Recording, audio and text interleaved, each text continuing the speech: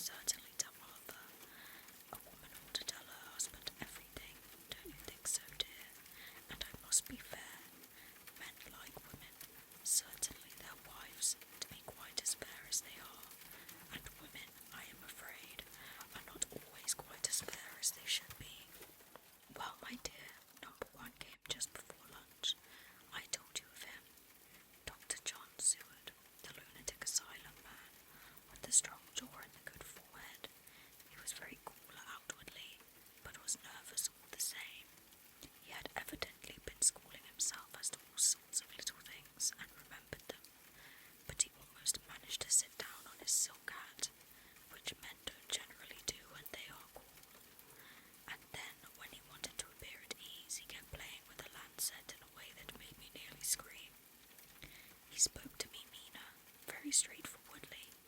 He told me how dear I was to him, though he had known me so little, and what his life would be with me to help and cheer him. He was going to tell me how happy he would be if I did not care for him, but when he saw me cry, he said that he was a brute and would not add to my present trouble. Then he broke off and asked if I could love him in time, and when I shook my head his hands trembled, and then with some hesitation he asked me if I cared already for anyone else. He put it very nicely, saying that he did not want to wring my confidence from me, but only to know, because if a woman's heart was free, a man might have hope. And then, Mina, I felt it a sort of duty to tell him that there was someone.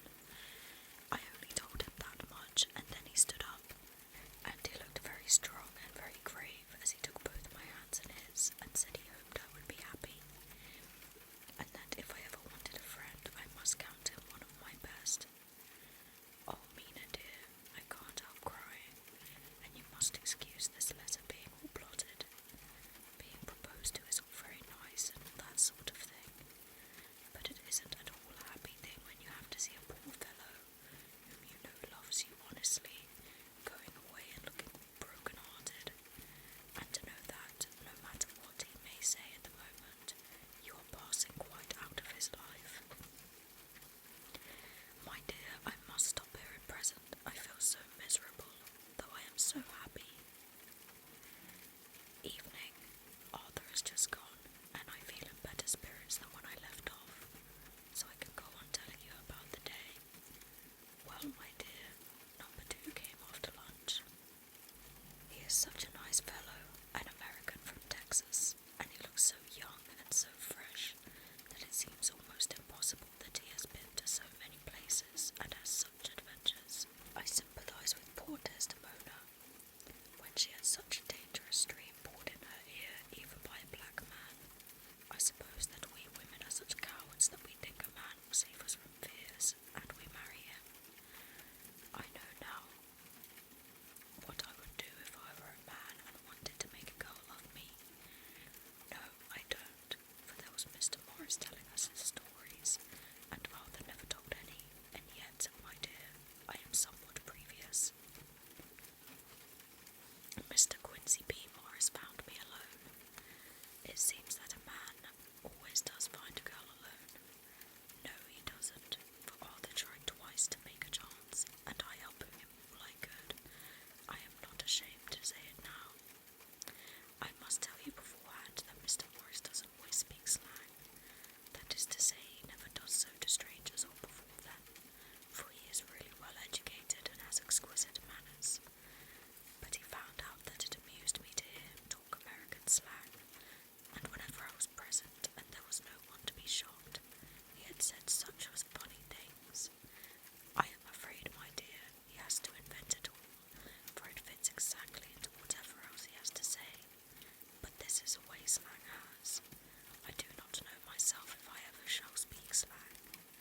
I do not know if Arthur likes it, as I have never heard him use any as yet. Well, Mr. Morris sat down beside me and looked as happy and jolly as he could, but I could see all the same that he was very nervous. He took my hand in his, and said ever so sweetly, Miss Lucy, I know I ain't good enough to regulate the fixings of your little shoes, but I guess if you wait till you find a man that is, you will go join them 7 young women with lamps when you quit. Won't you just hitch up alongside of me and let us go down the long road together driving in double harness? Well, he did look so good-humoured and so jolly that it didn't seem half so hard to refuse him as it did poor Dr. Seward. So I said,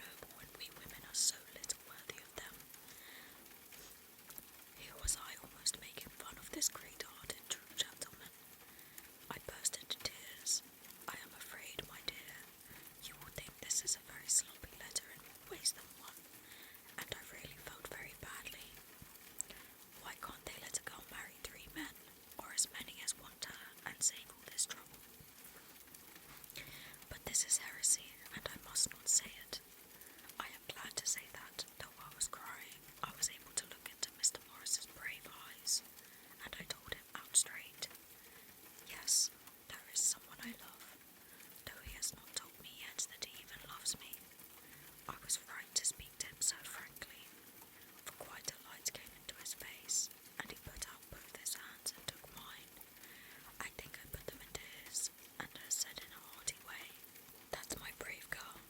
It's better worth being late for a chance of winning you than being in time for any other girl in the world. Don't cry, my dear. If it's for me, I'm a hard nut to crack, and I take it standing up. If that other fellow doesn't know his happiness, well, he'd better look for it soon, or he'll have to deal with me.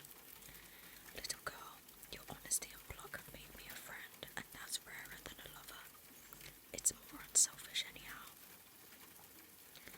My dear, I'm going to have a pretty lonely walk between this and Kingdom Come. Won't you give me one kiss? It'll be something to keep off the darkness now and then. You can, you know, if you like, for that other good fellow. He must be a good fellow, my dear, and a fine fellow, or you would not love him. Hasn't spoken yet." That quite won me, Mina, for it was brave and sweet of him, and noble too, to a rival, wasn't it? And he so sad. So I leant over and kissed him. He stood up with my two hands in his, and as he looked down into my face, I am afraid I was blushing very much. He said, "Little girl, I hold your hand, and you've kissed me, and if these things don't make us friends, nothing ever will. Thank you for your sweet honesty to me, and goodbye." He wrung my hand, and taking up his hat, went straight out of the room, without looking back, without a tear or a quiver or a pause, and I am crying like a baby. Oh, why must a man like that be made unhappy when there are lots of girls about who would worship the very ground he trod on? I know I would if I were free, only I don't want to be free. My dear, this quite upset me, and I feel I cannot write of happiness just at once, after telling you of it. And I don't wish to tell of the number 3 till it can all be happy. Ever your loving, Lucy. P.S. Oh, about number 3. I needn't tell you of number 3, need I? Besides, it was all so confused. It seemed only a moment from his coming into the room till both his arms were around me, and he was kissing me. I am very, very happy, and I don't know what I have done to deserve it. I must only try in the future to show that I am not ungrateful for all his goodness to me in sending to me such a lover, such a husband, and such a friend. Goodbye. Dr. Seward's diary, kept in phonograph. 25th of April. Appetite and appetite today. Cannot eat, cannot rest, so diary instead.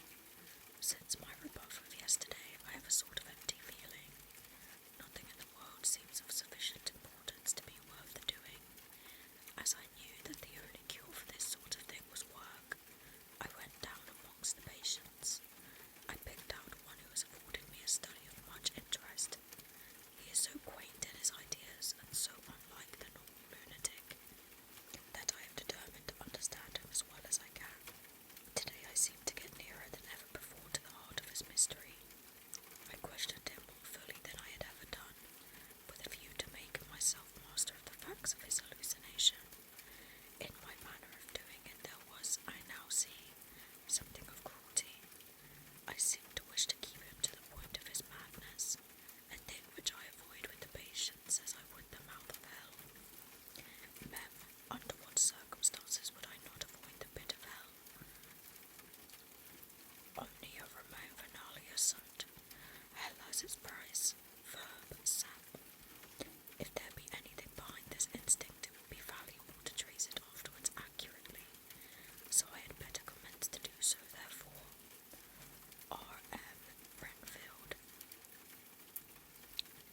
Sanguine temperament, great physical strength, morbidly excitable, periods of gloom ending in some fixed idea which I cannot make out.